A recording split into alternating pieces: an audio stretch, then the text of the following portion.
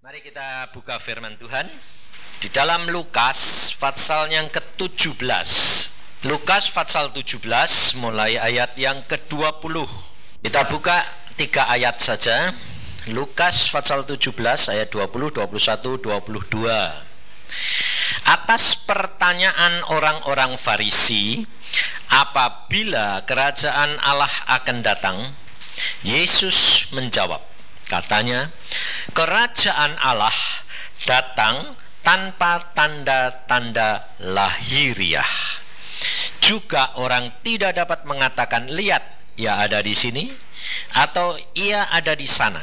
Sebab sesungguhnya kerajaan Allah ada di antara kamu. Dan ia berkata kepada murid-muridnya, akan datang waktunya kamu ingin melihat satu daripada hari-hari anak manusia itu, dan kamu tidak akan melihatnya. Saudara,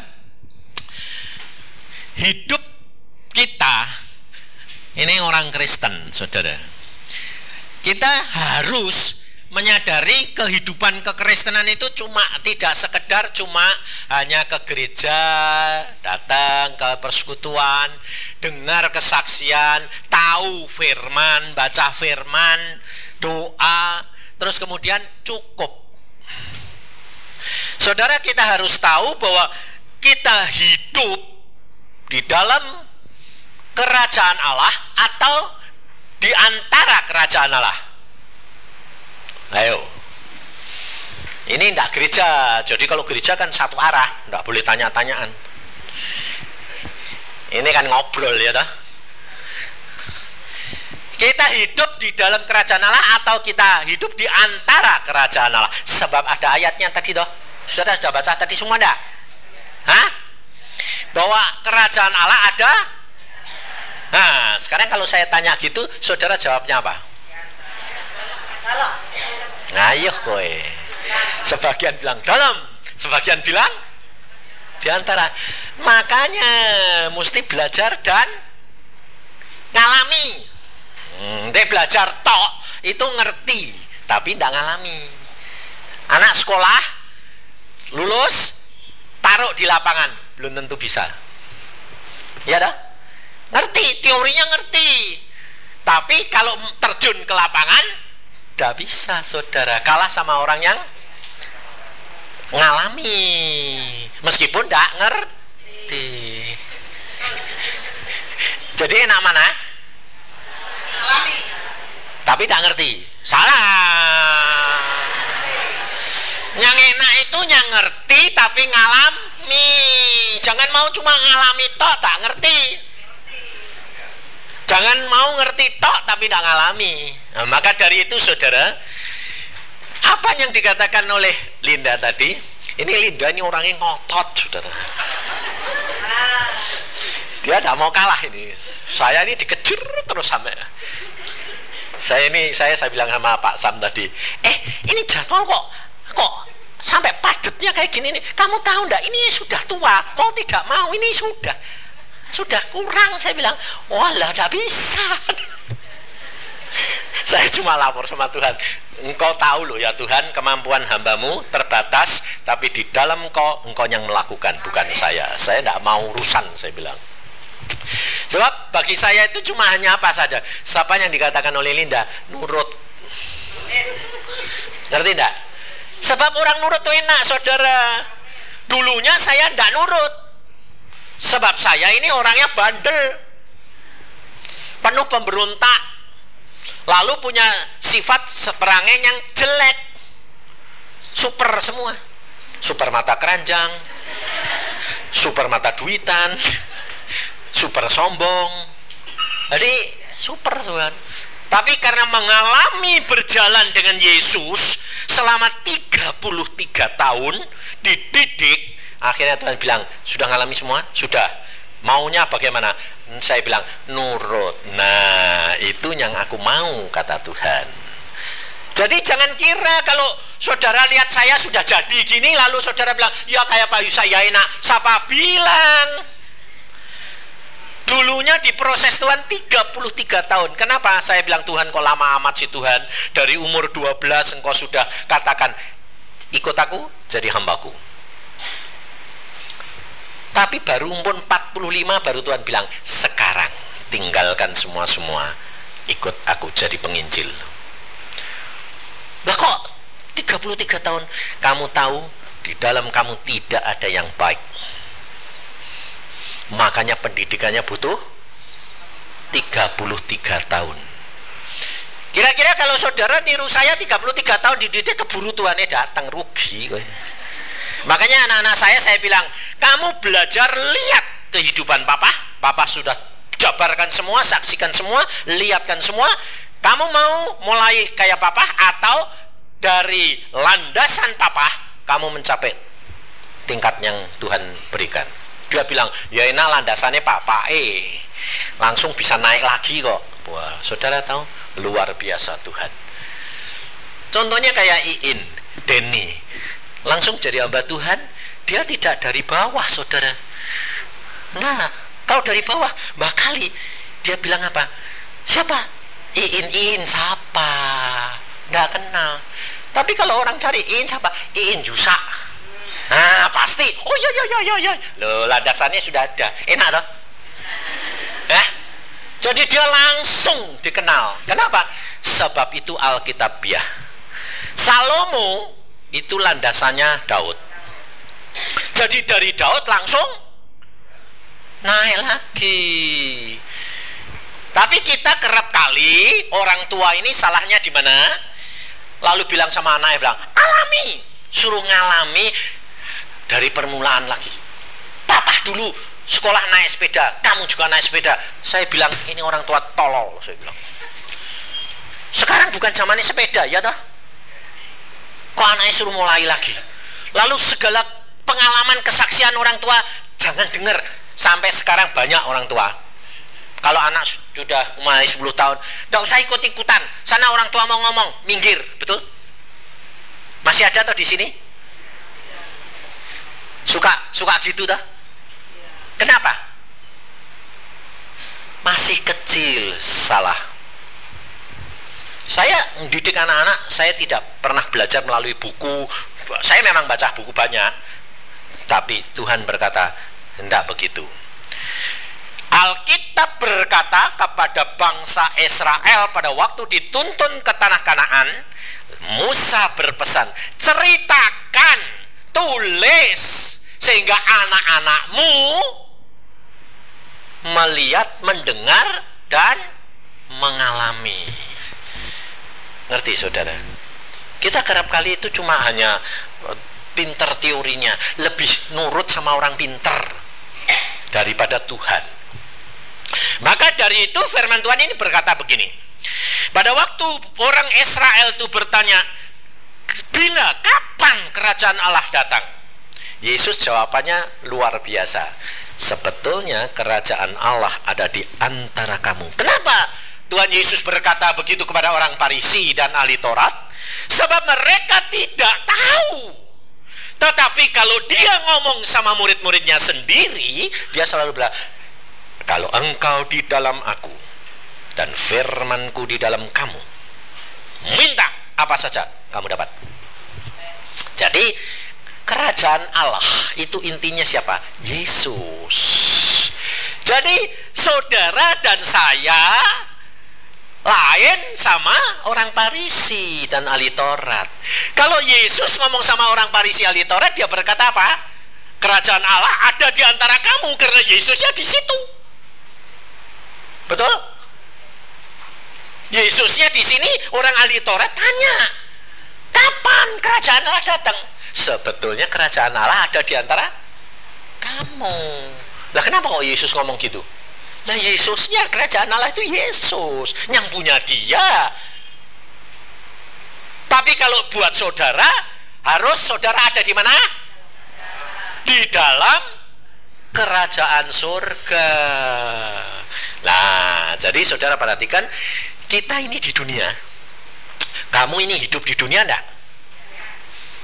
Tapi sudah hidup di dalam surga belum? Nah, ayo bingung meneh lho piye. Loh, kamu ini di dunia toh? Kamu sudah hidup di surga belum?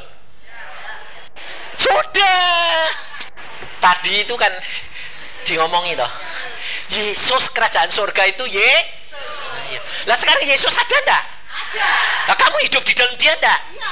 Lah kok bingung? Nah, saudara sendiri tidak sadar ngajari anak perempuan kecil-kecil gitu. Anak perempuan tidak boleh begitu, betul? Dia tuh selalu toh. Akhirnya anak perempuannya, loh kalau laki boleh, kalau aku tidak boleh. Jadi beda ya. Saudara tidak sadar, saudara tekankan hal itu. Karena saudara ngalami begitu, ngerti tidak? Yang penting bagi kita hidup di dalam Yesus. Perempuan sama laki-laki itu beda. Ini kok salah terus? Yesus itu berkata kamu tunduk kepada sama enggak? Ya enggak. Kok sama? Enaknya kepinginnya sama. Kalau kamu kepingin sama, akhirnya saudara jadi kecewa. Tapi saudara harus mengerti semuanya, tapi dudukkan di dalam posisimu yang benar. Contohnya seperti yang saya katakan tadi. Jikalau engkau di dalam aku, kata Yesus, Tuhan, dan firmanku di dalam kamu, itu terdapat ayat di mana? Yohanes, wis pokoknya ngerti, dah. Nah, benar, pintar itu. Yang penting saudara ngerti toh. Nah, Yesus berkata begitu, lalu jangan diasosiasikan, wah kalau gitu hidup di dalam Tuhan, minta apa saja, kepengen apa saja boleh. Salah. Ngerti tidak? Sebabnya ukuran saudara bukan ukurannya Yesus. Tapi saudara kepengennya apa? Minta apa saja dapat. Nah, sing dieling-eling itu dah. Lupa kalau engkau di dalam aku, firmanku di dalam kamu. Jadi harus ada syaratnya. Baca firman, firman di dalam kamu, masuk, alami, ngerti, alami. Lalu kamu hidup di dalam Yesus, berarti Yesus yang lebih besar, kamu tunduk. Karena ada dia yang menjadi pemimpin dan mempunyai engkau. Minta apa saja dia berikan. Kenapa kok dia ngomong gitu? Sebab aku kerap kali ngomong sama Tuhan gini, Tuhan, kok aku tuh ngakali terus kok Tuhan. Loh, Tuhan bilang aku gak ngakali. Firmanku ngomong begitu. Tuhan itu suka humor loh. Lucu Tuhan itu. Tapi saudara tidak pernah sebab saudara belum kenal sih. Kalau sudah kenal tuh Tuhan suka humor. Kadang-kadang kalau bangunin saya itu ya, ndak diceblek saya itu. Kok nyeblek, tak pikir istriku udah ada. Oh, siapa nyeblek? Wah, pasti Tuhan. Bangunin kok nyeblek. Lah ya bentong aku kepengen nyeblek. Tuhan itu lucu, saudara. Maka dari itu, saudara, kalau Tuhan berkata firmanku di dalam kamu, maka dari permulaan Tuhan selalu berkata baca Alkitab. Supaya itu masuk menjadi satu dengan engkau. Dan engkau di dalam aku, berarti engkau tunduk. Karena aku yang berkuasa di dalam dirimu dan menguasai kamu. Nah, kemudian ada ayat yang mengatakan, yang tidak pernah kamu pikirkan, yang tidak pernah timbul dalam hati, itu yang disediakan Allah bagi orang yang mengasihi dia. Nah, jadi kalau lalu itu ayat dirangkum, lalu kamu bilang, kalau engkau di dalam aku dan firmanku di dalam kamu, minta apa saja kamu dapat. Sebetulnya yang minta siapa? Kita. Tapi sebetulnya kepengennya siapa? Tuhan. Bukan kepengenmu. Tapi memang kepengen kita, iya, tapi ditimbulkan dari Tuhan. Nah itu loh. Makanya aku bilang, aku kadang-kadang buat akali Tuhan. Tuhan bilang, gak ngakali, kamu belum ngerti firmanku. Jadi Tuhan itu luar biasa. Jadi tambah kenal. Jadi akhirnya wah nurut baiklah, santai. Makanya saya terkenal di antara hamba Tuhan orang paling santai, paling rileks. Sebabnya apa saudara? Makanya saya mau bawa saudara, kalau engkau mengenalkan Yesus, tingkatan itu adalah menjadi istirahat di dalam Yesus. Itu bukan mati. Itu namanya apa? Rileks di dalam Tuhan. Tidak ada takut, tidak ada khawatir, tidak ada bingung. Kenapa? Loh, apa yang tidak pernah timbul dalam hati dan pikiranmu itu yang disediakan oleh lah kok sudah disediain segala, kok pusing apa sih? Tidak pusing. Maka dari itu kita harus belajar. Tahap yang pertama yang kita harus perhatikan, kenali Allahmu. Ini yang pertama saudara. Kalau saudara mengenal akan Allah kita, Tuhan kita, saudara baru bisa ngerti, oh Tuhan tuh begini. Nah, kita kalau ditarik menjadi anaknya, kita tidak pernah takut. Karena apa? Dia sanggup segala perkara. Ya toh? Kalau sudah kamu mengenal dia, kamu kenali dirimu. Nah, kalau sudah begitu, nanti kamu akan dididik oleh Tuhan menjadi orang yang sungguh-sungguh hidup di dalam kerajaan surga. Biarpun kamu di dunia. Nah, itu tujuannya Tuhan tuh begitu saudara. Saya ngalami semua. Makanya saya bilang enak hidup dengan Tuhan tuh enak, rileks saja, tidak terpengaruh situasi kondisi apapun. Loh, saudara tahu Lida baru ngalami toh? Saya yang ngalami. Ngalaminnya luar biasa. Bulan Desember yang lalu saudara tahu saya pergi kemana? Singapura. Sama siapa? Seluruh anak cucu mantu semua dibawa. 15 orang. Kayak tur sendiri. Tapi Tuhan tuh sudah tahu kalau bakal ada krisis. Bulan Juni, Juli kita sudah ambil keputusan. Iin, Denny semua sudah ambil pelayanan. Saya bilang, pergi kemana? Ke luar negeri. Sembayang. Oke Tuhan, oke. No, keinginan ada, tapi sebetulnya itu dari Tuhan, bukan kita. Tapi seolah-olah datang dari kita. Loh, Tuhan tuh lucunya gitu. Padahal saya tahu itu bukan saya. Tuhan maunya gitu. Uang dikirim 10 juta. Saya bilang, loh buat apa Tuhan? Loh, kamu beli dolar. Baru 2.500. Semua 4.000 loh. Sebulan lagi dikasih lagi 5.000 dolar lagi sama Singapura. Loh buat apa nih? Lah kan mau jalan-jalannya ke Singapura. Ya sudah, komplit. Jadi Desember kita mau berangkat, travelnya bilang, Pak, mau naik, ini naik. Tetap berangkat? Tetap. Enggak terpengaruh? Tidak. Rileks, santai. Jadi jalan-jalan. Nah, pada waktu di sana saudara, istri saya mulai hitung-hitung. Memang biasa perempuan itu suka karena memang istri saya ini kelompoknya pelayan meja. Saya pelayan firman. Jadi beda Maria sama Marta. Makanya saya bilang, kalau kamu punya suami yang tidak sekelompok, umpamanya kita kalau cari mantu, cari jodoh itu kan selalu kepengennya yang sama. Nanti sama seneng musik ya toh. Hobi ini minta sama, salah. Tidak memperbaiki keturunan. Karena kalau Tuhan itu tidak gitu saudara. Tuhan berkata pada Marta apa? Marta, engkau sibuk dalam perkara yang banyak, tetapi Maria sudah memilih yang terbaik. Berarti Marta baik juga enggak? Baik, tapi tidak kawin sama saya. Kelompoknya Maria.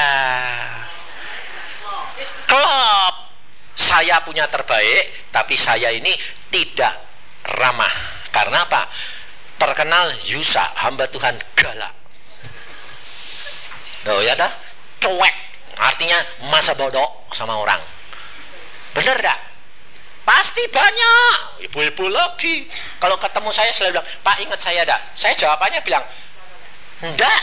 Ya mosok enggak ingat, bilang ingat, nanti di mana mati ya. Bohong. Saya kerap kali ditanya, Pak ingat saya? Enggak. Wah sombong amat kok enggak ingat. Loh, lah aku bukan jujur dah. Lebih baik saya bilang ingat. Terus kamu bilang di mana? Aku bilang ya enggak ingat, betul dah. Saya jujur kok. Saya terhadap istri saya jujur kok. Kalau umpamanya saya seneng sama perempuan dulu ya. Mamanya saya ketarik orang lain, apa istri saya bilang, oh enggak, yang aku ketarik orang itu, ngomong lu, jujur enggak itu? Tapi diterima bener enggak? Enggak buat kamu, dia bener.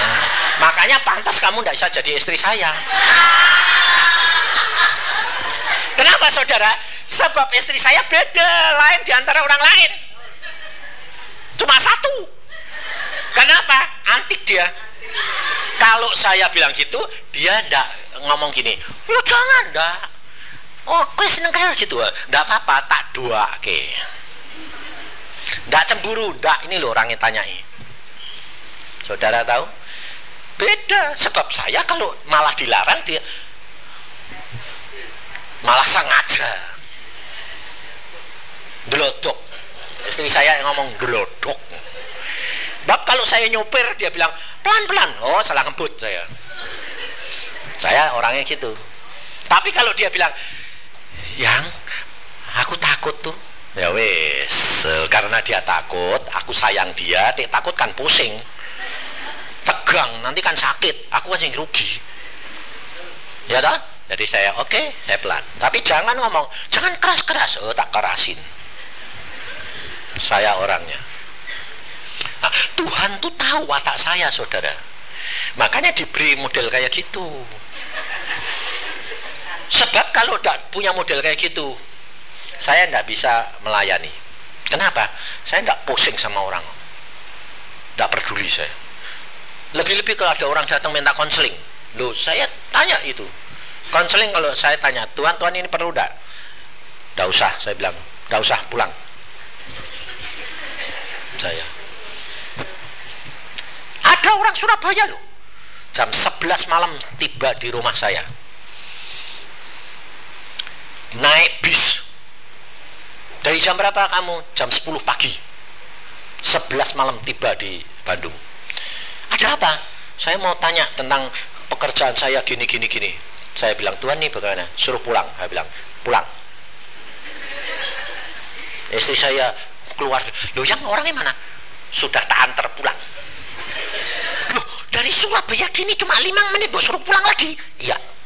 Loh kenapa? Lah Tuhan suruh pulang kok. Saya yakin saudara Linda bilang mau nurut, berani dia ada gitu bilang gitu. Tapi saudara tidak akan dibuat gitu. Linda pun tidak disuruh Tuhan begitu, karena Tuhan tahu watak dia. Tuhan ngomong sama saya begitu karena memang watak saya begitu. Sampai istri saya bilang gini, lu gak kasihan yang, lu kasihan tuh yang tidak ya dengerin kek, terus ceritain kek. Lu, aku bilang Tuhan suruh bilang pulang. Ya masa Tuhan galak kayak gitu? Lah buat kamu ndak galak, buat aku galak. Tuhan disiplin sama saya saudara. Saya telat semenit saja dimarahi yuk. Saya diajari Alkitab tiap jam 7 sampai jam 6. Tiap 3/4 jam berhenti istirahat 15 menit. Itu 3 bulan saudara. Kalau sudah 3 bulan begitu, Tuhan berkata apa? Tidak boleh ngomong sama orang, tidak boleh ketemu orang, ketemu istrimu pun tidak boleh, tidak boleh, anak tidak boleh. 3 bulan hidup sendiri. Telat semenit, saya barusan pikir jam 7 kurang 5 menit, saya masih angkat kaki nongkrong. Tepat jam 7 Tuhan ngomong, kamu angkat kaki di depan saya, mau apa? bilang, loh, lah yang tahu siapa kalau engkau datang? Oh, nggak kelihatan, ya toh? Tapi suaranya itu seluruh ruangan penuh, saudara. Bayangin. Aku bilang, loh Tuhan, nah kalau kamu datang ya ngomong dong. Lalu Tuhan bilang, kamu yang harus menunggu saya, bukan aku nunggu kamu. Loh, amat galak amat sih, aku bilang.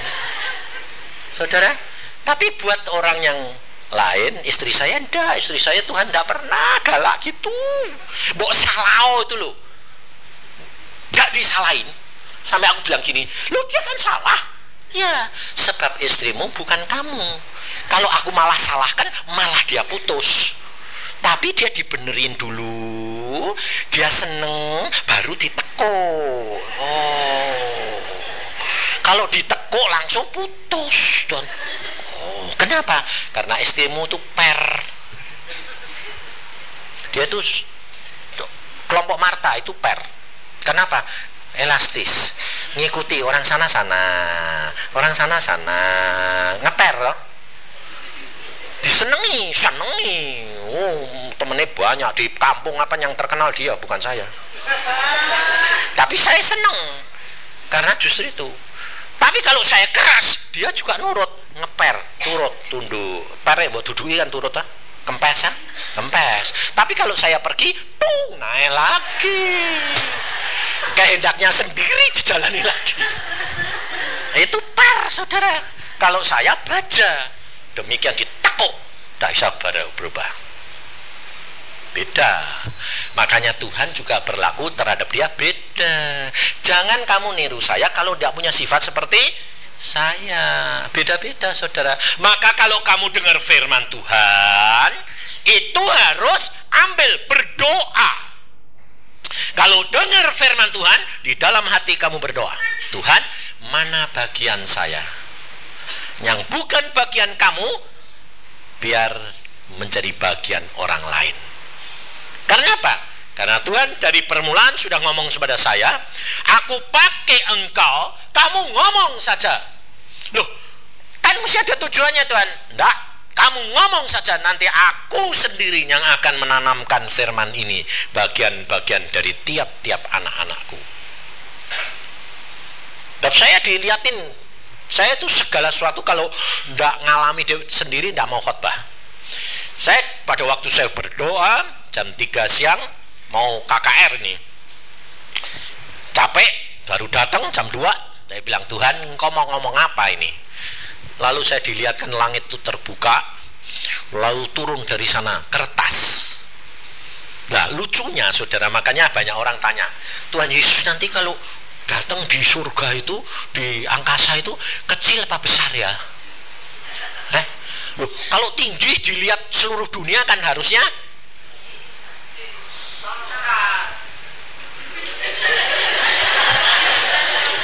tidak kecil, tidak besar, ya tetap seperti kita. Nah itu ajaibnya. Jadi nanti kamu lihat di angkasa ya sebesar kita, nanti dia turun ya sebesar kita. Itu Tuhan.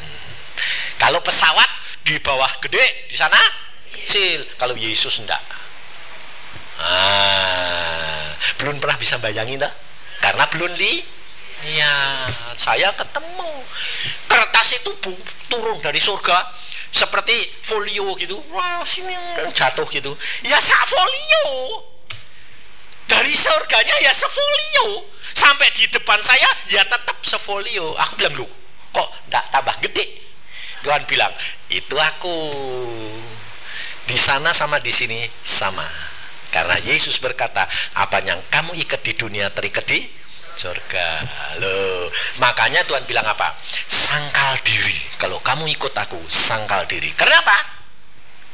Karena di dalam kita itu sudah diprogram segala kepikiran-kepikiran kita yang selalu tidak mau mengerti Tuhan.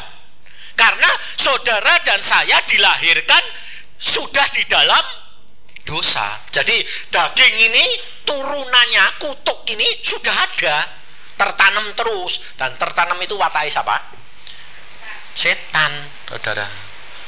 Maka di dalam Alkitab dikatakan di dalam Yesus ada satu ciptaan yang baru. Bukan ciptaan yang baru lalu kamu dagingmu jadi baru. Ndak. Diubahkan baru melalui karya Roh Kudus dan kamu menghasilkan buah-buah roh. Lah buah roh itu pembaharuan. Dulunya ndak sabar jadi sabar. Dulunya susah terus sukacita. Dulunya takut-takut sekarang percaya. Itu buah roh, itu pembaharuannya. Tapi kerap kali saudara cara berpikirnya kepengennya instan. Sudah percaya, terima Yesus, maunya langsung diubah. Kok bisa, kok gampang, kok enak. Itu namanya sulap, tipuan itu. Enggak, di dalam Yesus itu suatu proses, membutuhkan mati dulu, kemudian tumbuh, berdaun dan berbunga dan berbuah. Tapi mati dulu. Makanya Yesus berkata, sangkali dirimu terus menerus. Nah, maka dari itu yang pertama sekarang, kenali akan Allahmu. Nah, bagaimana kita bisa mengenali Allah secara keseluruhannya? Pelajari perjalanan bangsa Israel dari Kanaan, dari pemanggilan Abraham. Tuhan memanggil Abraham, memilih Abraham sampai masuk Kanaan. Itu perhatikan.